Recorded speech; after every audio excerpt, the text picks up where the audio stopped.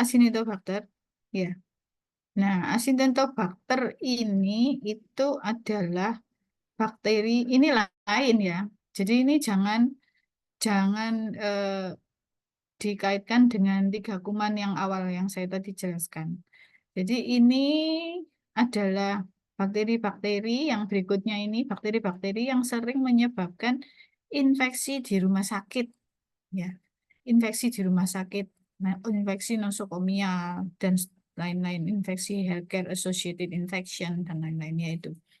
Nah, termasuk famili Moraxellaceae ya. Nah, si ini apa?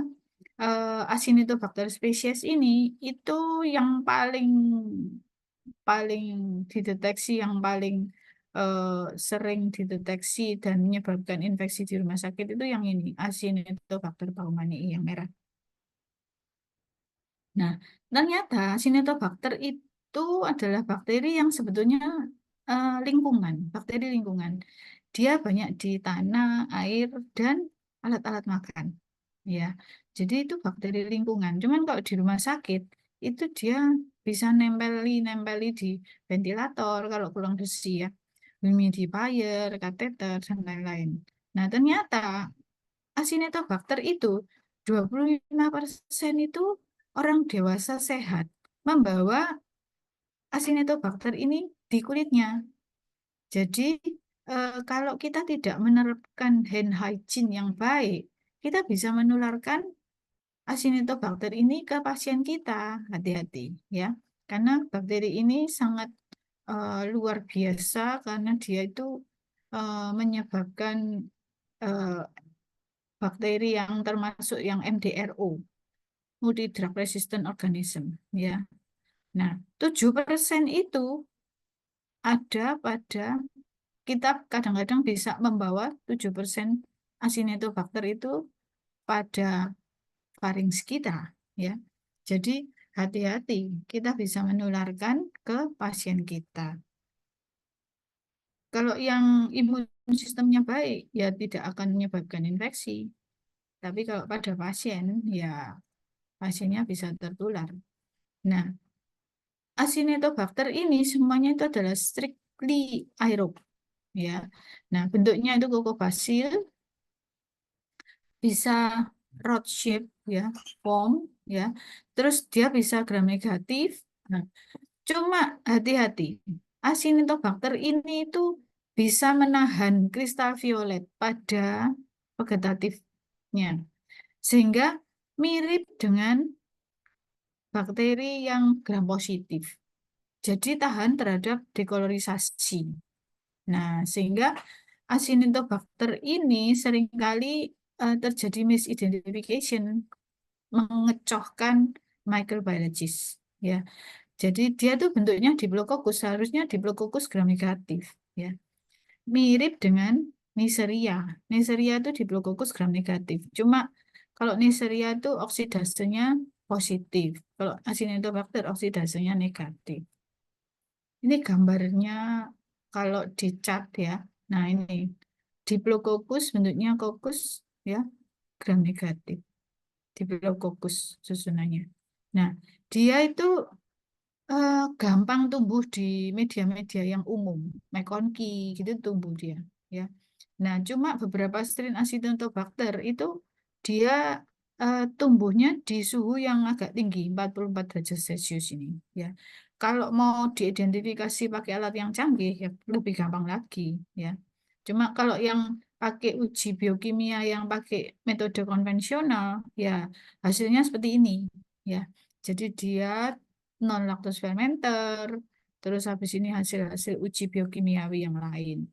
Nah, payahnya Acinetobacter ini sering menyebabkan resistensi terhadap berbagai macam antibiotik. Nah, ini kalau di McConkey ya.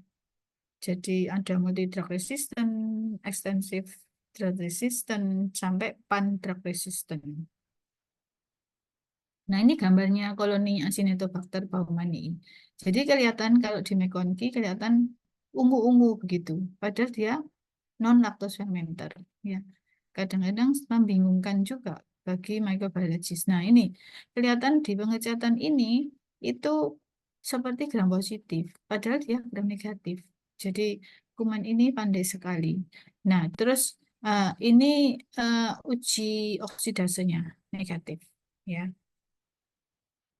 Nah, Acinetobacter ini itu adalah opportunistic patogen. Jadi dia akan mengambil kesempatan di mana daya tahan tubuh seseorang itu menurun, itu dia akan menginfeksi.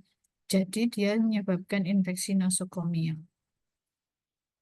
Dia bisa menginfeksi mana-mana, ya. Dan biasanya eh, banyak menjadi masalah di pasien-pasien ICU, ya, terutama yang pakai alat-alat, ya, alat-alat mekanik ventilator dan sebagainya itu, kateter dan sebagainya. Ya, karena dia multi drug resistant, seringkali susah diobati karena sudah resisten terhadap banyak macam antibiotika. Nah, itu ada yang namanya CRAB ini, ya, carbapenem resistant Acinetobacter baumannii, ya. Nah, ini CRAB ini jadi masalah karena sudah resisten terhadap banyak antibiotik, ya. Ini padahal carbapenem ini termasuk antibiotik yang restricted disimpan, tapi dia sudah resisten terhadap ini. Kemudian beberapa masih sensitif terhadap kolistin dan tigesin. Padahal ini mahal sekali, mahal pol harganya. Ya, jadi biasanya klinisi akan melakukan combination terapi pada pasien-pasien yang terkena infeksi Acinetobacter. Nah, jadi menginfeksi daerah mana saja itu senangnya itu di high fluid content. Jadi misalnya di urinary tract, respiratory tract, peritoneal fluid, di paru-paru juga senang dia, ya, Acinetobacter baumannii ini. Jadi kita lihat bahwa eh, kita mesti harus hati-hati, higiene sanitasi eh, dijaga, ya, environmental contamination, ya, ini juga berperan, ya, untuk infeksi dari Acinetobacter baumannii, ya. Nah, pencegahannya tentunya dengan eh, higiene sanitasi, hand hygiene dan seterusnya. Jadi kebersihan lingkungan, terutama di kamar mandi pasien itu harus diperhatikan. Oke, saya lanjut satu lagi, ya, terakhir.